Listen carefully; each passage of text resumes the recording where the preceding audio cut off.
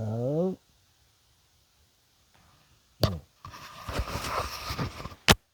Hope this sounds good. Hello, friends, enemies, brothers and sisters, strangers, kind mothers. Hello, sentient beings. Welcome to. Well, maybe I'll put this on Wake Up and Think Clearly and in Buddhism for Happiness. Welcome to both. Yes, in a previous episode, I think it was this Saturday, before the session started, I started reading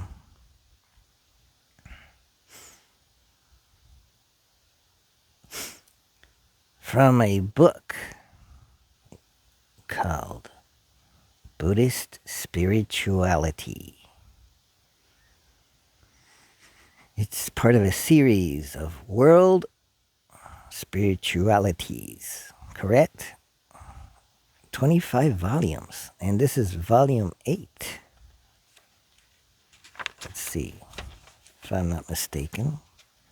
Yes, World Spirituality, an encyclopedia, an encyclopedic history of the religious quest. It covers everything you can think of. See, it's got Volume 1, Asian Archaic Spirituality. Number 2, European Archaic Spirituality. Number 3, African and Oceanic Spirituality. 4, South and Mesoamerican Native Spirituality. North American Indian Spirituality. Hindu Spirituality. Two volumes on that. Buddhist Spirituality, 2 volumes on that, and I got one of them. No, I got both of them. Taoist Spirituality, Confucian Spirituality, Ancient Near East, Jewish, 2 volumes on Jewish Spirituality, 4 volumes on Christian Spirituality, and 2 volumes on Islamic Spirituality, Modern Esoteric Spirituality, and a dictionary is volume 25. And it's got a host of editors, a board of editors and advisors from prestigious universities like, let's see, Harvard University, Hebrew University, Yale University, University of Chicago, University of Chicago, Southern Methodist University, Banaras Hindu University, Boston, University of Chicago, Syracuse, University of Missouri, Harvard University, Syracuse, Harvard University, Edinburgh. Guys like Jacob Needleman from San Francisco State University. Jacob Needleman, isn't he the one that was an expert on Chinese history, technologies, culture, religions? Volume 8 of World Spirituality. World Spirituality is an encyclopedic history of the religious quest. So here, Volume 8 is titled Buddhist Spirituality, focusing on Indian, Southeast Asian, Tibetan, and early Chinese. And it was edited by Takeuchi Yohinori in association with Jan Rembrandt. Okay. And it was published in 1995. Copyright 1993. Part 1 is early Buddhist and Theravada. It's all good, interesting.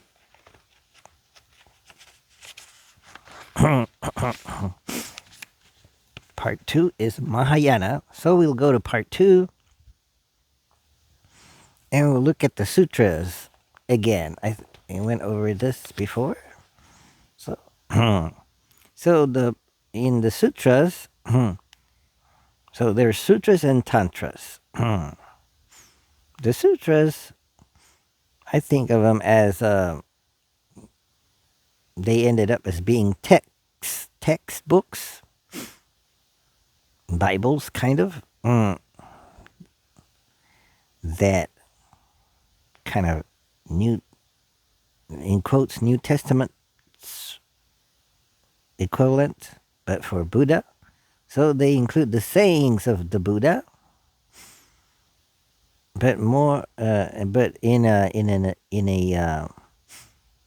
setting, like you have the Buddha and you have somebody asking him a question, maybe, and the Buddha answering. It's kind of like that, kind of like the Upanishads.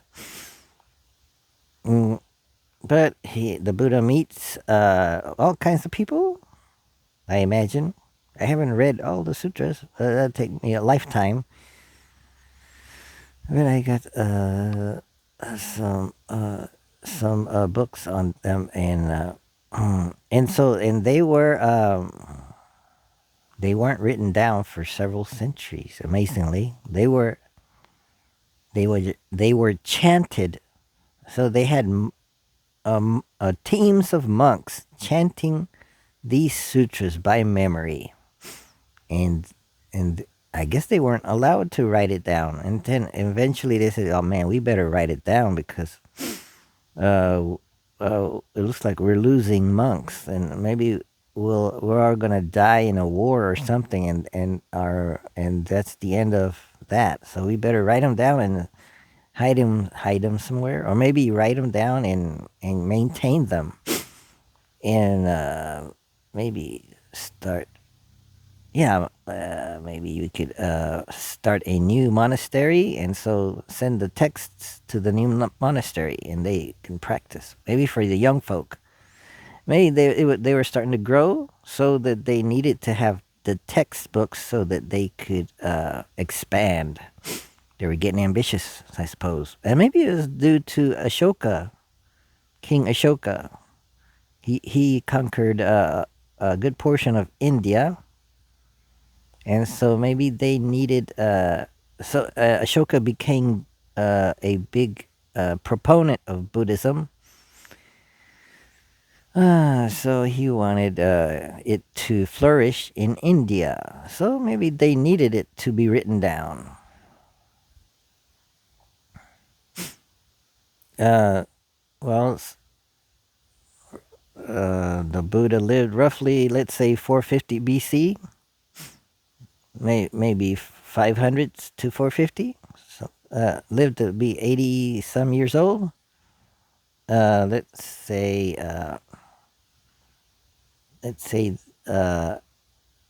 maybe 200 or 300 years later. Let's say 200 years later, King Ashoka appeared, and so it somewhat united India for a while. So after the time of King Ashoka, Buddhism flourished, but then afterwards, well, that would mean he died in 232 BCE. So afterwards, Buddhism was in a little bit of a trouble. So Buddhist monks and nuns, those are female monks, you could say. Buddhist clergy, Buddhist monastics lived in community in large monasteries, economically supported by kings and wealthy merchants. Having neither financial problems nor domestic and social duties, they were able to devote themselves to doctrinal Abhidharmic studies. But that would change. They were able to not only study the doctrines, they prolonged meditation practice. They were able to practice prolonged meditation practice. and the search for emancipation. They were serious about getting enlightened by way of meditation. Activities far beyond the capacity of lay followers. So lay followers, they didn't have time for this nonsense. They had to make a living and maybe help support the institutions of monastic Buddhism. So monastic Buddhism became the professional, and monks and nuns were like scientists of today. They were a little bit snobbish. They tended to discriminate against lay Buddhists or people that weren't in their profession but maybe wanted to become enlightened. Lay Buddhists, because the lay Buddhists had inferior attainments. Maybe educationally they were inferior. Well, it does take a lot of training to do these meditations, especially the advanced ones, I suppose. You have to know how the mind works and all that through Abhidharma. During the last centuries BCE and the early centuries CE, something was going on. A lot of invasions started happening. The Bactrians, the Sakasitians, the Parthians, the Kushans successively invaded northwestern India and penetrated deep into the Indian subcontinent. People suffered from wars, pillage, murder, and poverty. In the time of upheaval, people who had lost their families, farms, and possessions had to resort to evil deeds to make their living. So there's stories of this period, and they tell how the Brahmins, those are the priests, Hindu priests, Vedic priests, I should say, maybe, how the professionals that maintain the Vedic scriptures through chanting, much like the Buddhists, the monastic Buddhists maintain the Buddhist scriptures by chanting, I suppose. Stories of the period tell how the Brahmins abandoned their ancient Vedic, as in the Vedas, Vedic rituals and submitted to serfs. Social ethics degenerated. Wives betrayed husbands. Boys only 8 years old married. 5-year-old girls bore children. Now that's sounds impossible. Or I can't conceive of it. People killed one another as if they were chasing deer. The Hinayana saints of that period taught karmic retribution and transmigration, emphasizing the merits of meditation and a religious way of life. But this teaching failed to relieve the anxiety people felt or to offer a path of salvation practicable under the conditions of everyday life.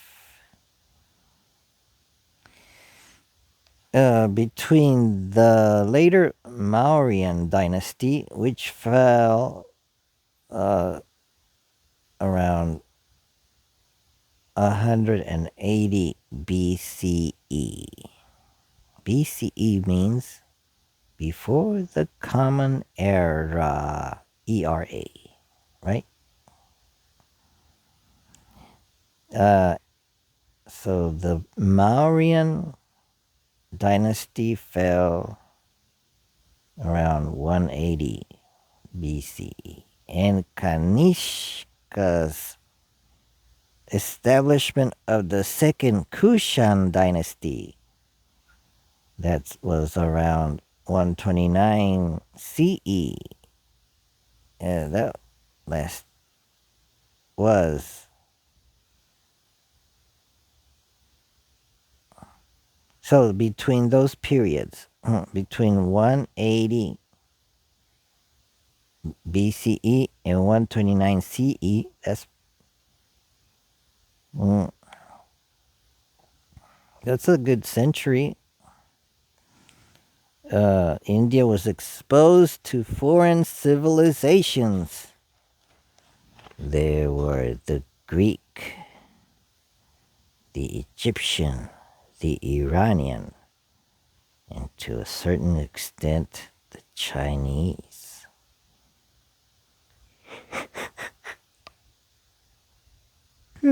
There's evidence of this. There's polished stone pillars and rocks bearing inscriptions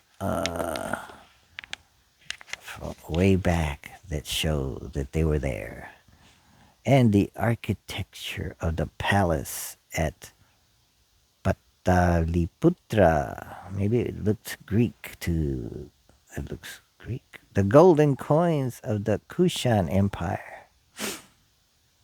Maybe the coins were an idea from China, perhaps? And the earliest Buddhist images. Maybe they started painting them or creating statues in the style of the Greeks. In religion, these intercultural contacts catalyzed new developments.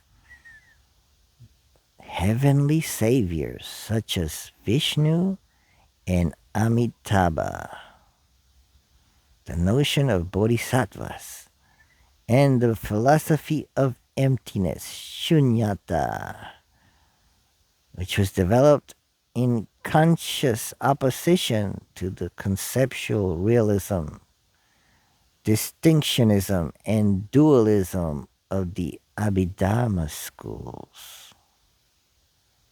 Oh.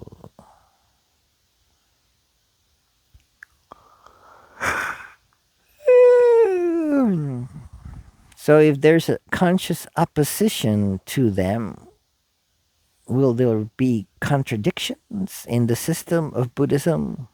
Well, maybe they got merged together. So what was that like? So how did these concepts arise?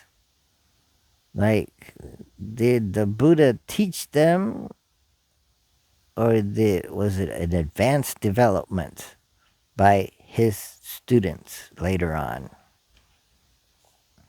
Like, say, Nagarjuna. Well, we'll never know. Or at least I don't know. Oh, but here's what we know so far.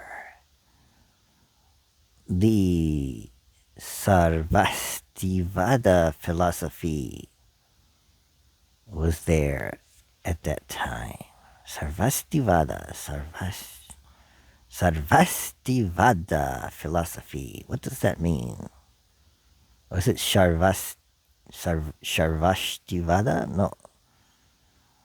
So that philosophy was a pluralistic realism, analyzing all phenomena into their indivisible singular elements or principles. So there, in that system, there are 75 dharmas in 5 groups. They are seen as separate and distinct from one another and as having an intrinsic own being. Own being. Swalakshana. Swabhava. An intrinsic own being. Own being. That means they exist on their own, which is counter to emptiness. Emptiness suggests that things don't exist on their own. So Sarvastivada philosophy is going to contradict the emptiness philosophy, right?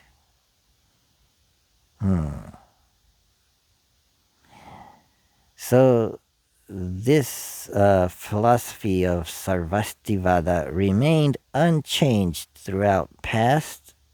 Oh no,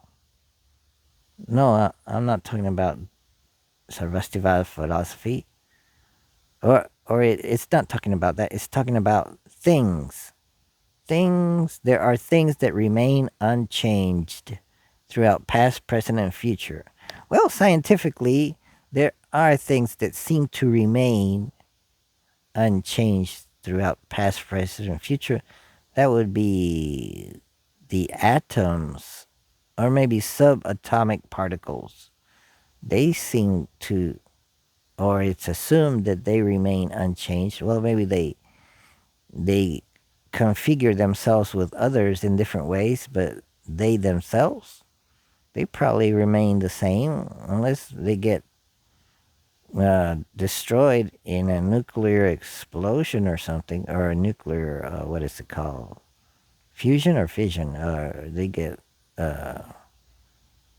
they're broken into little pieces or something. I don't know. Or they can be further broken into quarks and things like that, maybe. Anyway, the Sarvastivada philosophy says that there are things that remain unchanged. So there are things that are permanent. And those are the things that have an intrinsic own being. OWN hyphen being. And that is in Sanskrit, that would be, or maybe that's Pali. That would be Svalakshana, and also Shvabhava. Shvabhava. SV as in Victor. ABH. A with a line over it. That makes it longer. And V as in Victor. A. Shvabhava.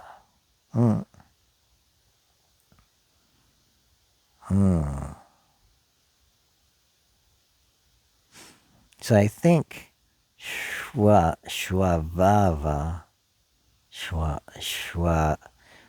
Svabhava means having an intrinsic own being, and things that are separate and distinct from one another. That's Svalakshana, I think. I would have to look it up. But I'll look it up later, or maybe I won't. So I'll continue. So those things are things that I guess they're atomic things. Those are the things that remain unchanged throughout present, past, and future, throughout time. And yet, I guess you could think of them as the interface between what is permanent and what is impermanent. Or you could think of them as the stuff that makes everything else and it's I guess that's the foundation for all physics. Or you could think of it as the f- the principle of conservation of energy, like in a closed system, you would have things happening and the total amount of energy would remain the same. There's things that fall apart into entropy, and they you're not able to recover the energy that is in them. It's useless energy. It's waste. But the overall energy has not been destroyed. It's all been taken into account.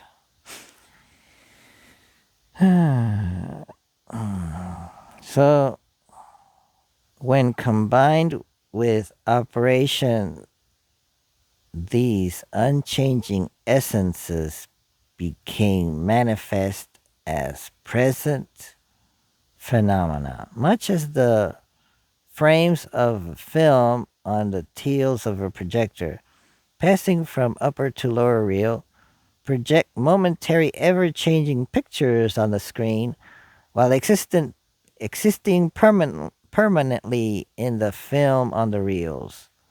So Mahayana thinkers, in contrast, contend that things had no own being and that they simply appeared when all the causes and conditions were provided and vanished in absence of any of the later.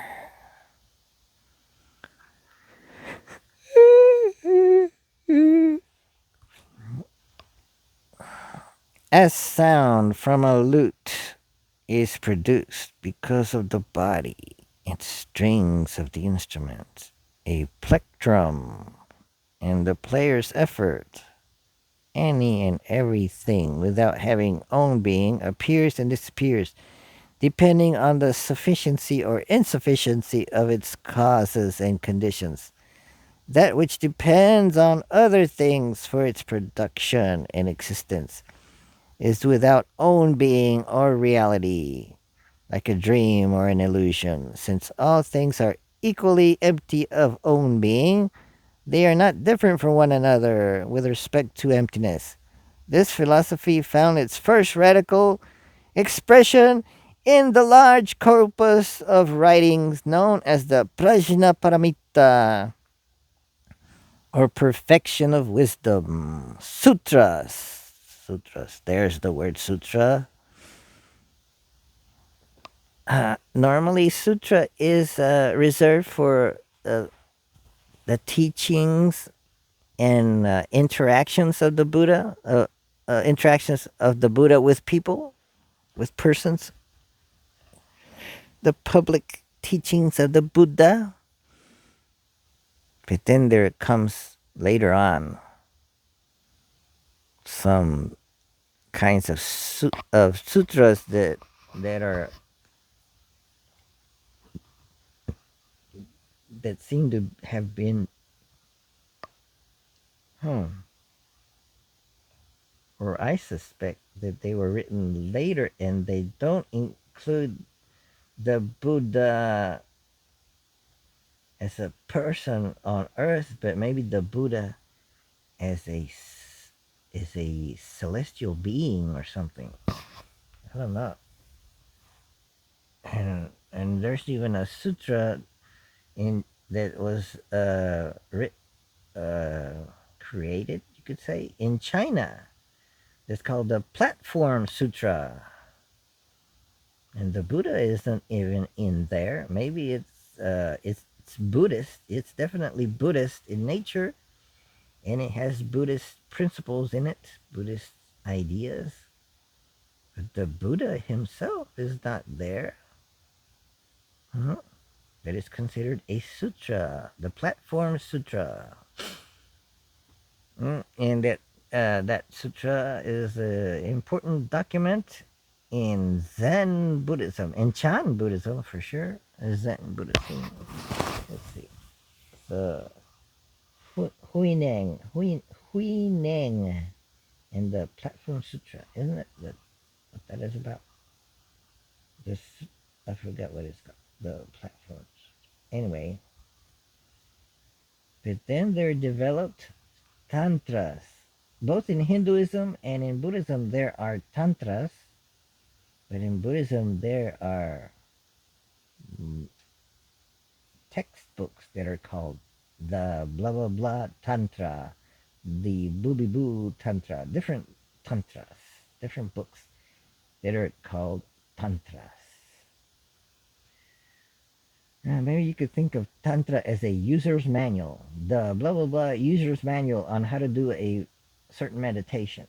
So they're more like advanced private meditations that involve a little bit of physical yoga, I suppose, but it's mostly mental yoga, like visualizing your chakras and coloring them and imagining them spinning at a certain direction, clockwise maybe, and viewing them from the top and seeing the colors, seeing the number of petals and all these things, thinking of the petals as rays of light and all these things. And it's so complicated. You have to actually draw them out and get them visualized in your head and then move them into your body into position. So maybe they're keys to unlock certain potentials in your psyche. So that but let's see. So the tantras require not simply reading them and then trying them out. It requires reading them and maybe memorizing them, but then having a guru, a master that has done them to instruct you and to tell you what they mean and how to do them. So these masters, they've been doing them for decades, and they figured out how it's done because they had masters that taught them the right way of doing them. So it's from guru to student kind of thing.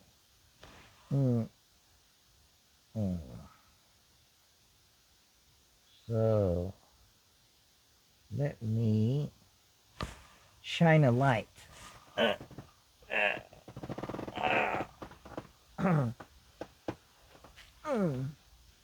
Let's see. Let's see.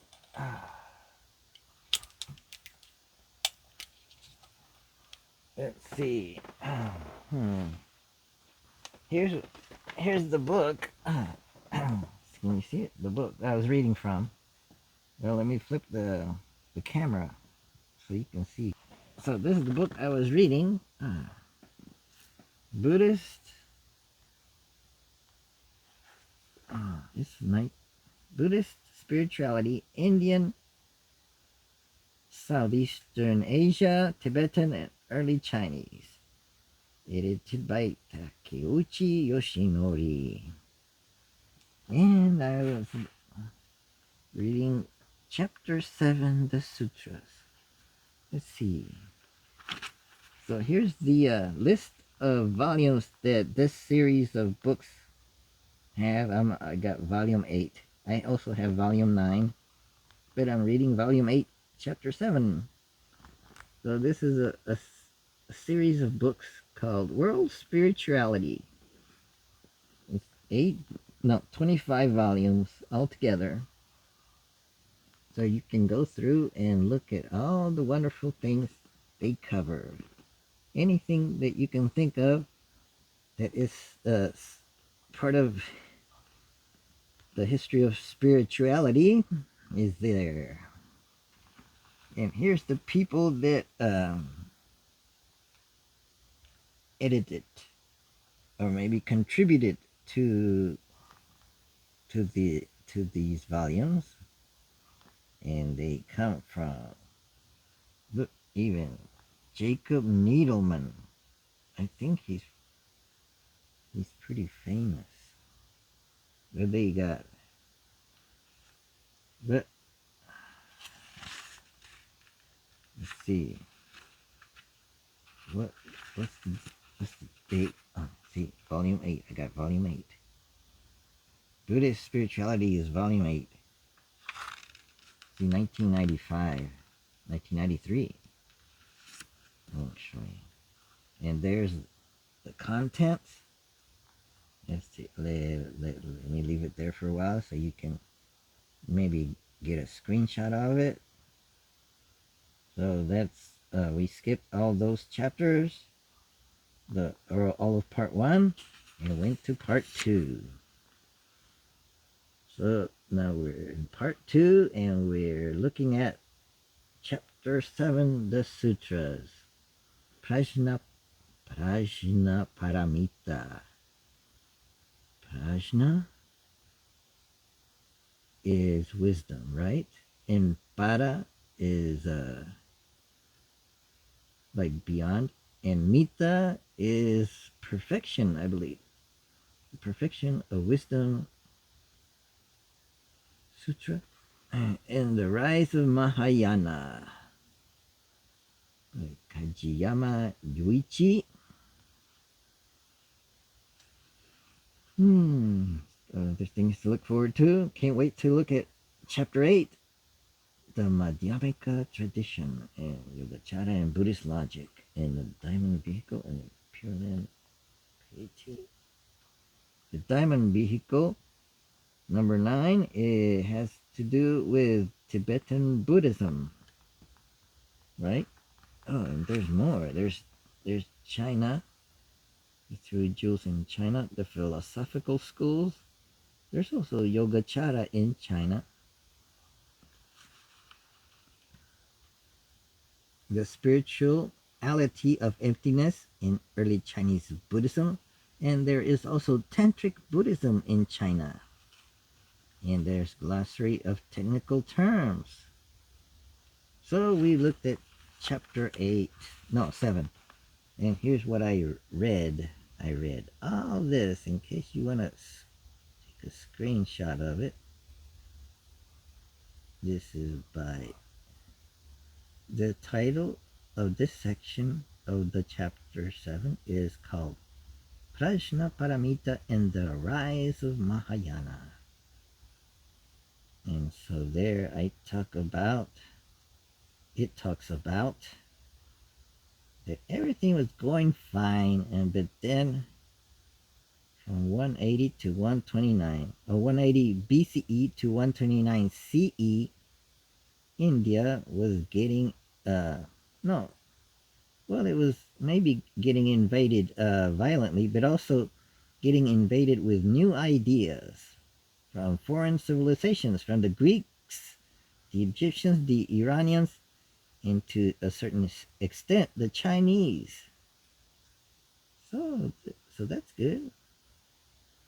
And also it talks about that the monastic Buddhists looked down or tended to discriminate against the lay Buddhists, because the monastics, they had more time to do meditation and study, so they were more advanced. They acquired greater attainments. So they saw the lay Buddhists as having inferior attainments. Although maybe the lay Buddhists could meditate on their own if they maybe got teachings from a monk, and maybe they attained something. Maybe some of them went into the caves and attained a lot, if they did it for a long time, maybe. And then here in this page, the next page. I think I got down to the bottom of that page, or maybe the, the first paragraph of the section on emptiness and the Perfection of Wisdom Sutra, the Prajñāpāramitā.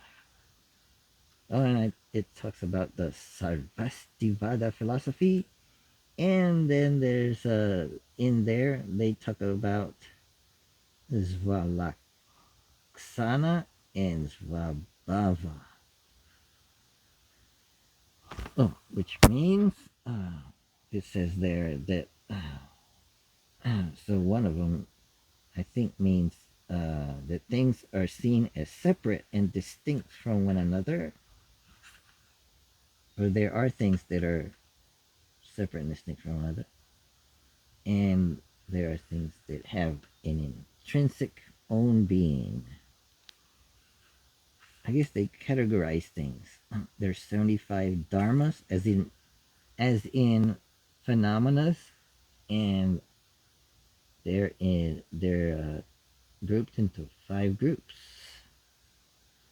I don't know them, but maybe I've seen them before.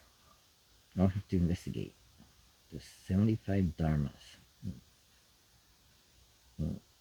Let's see if you can get a screenshot of this and then read it yourself. Let's see. But I read down to the. I haven't started the bottom paragraph, I don't think. So where it says the earliest of these texts date from around the 1st century CE and so forth. I haven't read that yet. So we'll read that next time. I think, if I remember to. So I'll mark it here.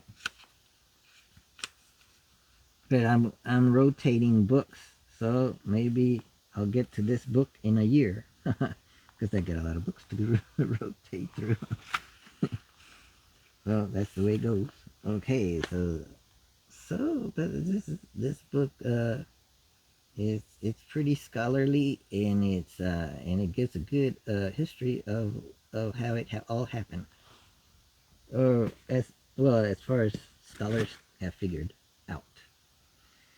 So thank you for listening. Buddhism for Happiness channel and Wake Up and Think Clearly channel. I think I'll put them up to both of them, because in the Wake Up and Think Clearly channel, I started looking at this book, and I started reading around there before. Maybe I got just as far. Oh. I hope you got something out of it. I hope I got something out of it. If I got something out of it, I'm going to give it away. Give it away. Give it away. Give it away to all sentient beings. That's my dedication. Oh, and even to those sentient beings that are in the bardo, that are confused, that don't know what's going on. They probably even don't know that they're dead. Oh. They're like in a dream. So, that's how it goes. Until next time. Bye.